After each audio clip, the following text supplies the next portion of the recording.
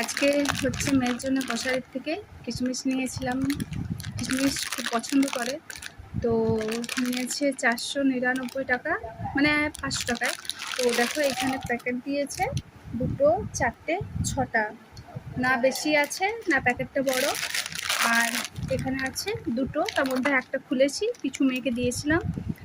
তো যাই হোক, চলো, মেয়ের নামে যখন নিয়েছি তখন আর এগুলো ফেরত দেবো না, এগুলো রেখে দেবো, ও খাবে।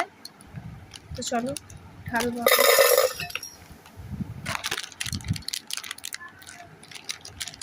আর ঢালার পর কতগুলো হচ্ছে তোমাদেরকে দেখাচ্ছি। তো চলো আবার দেখবো ঢালার পর কতগুলো হয়েছে।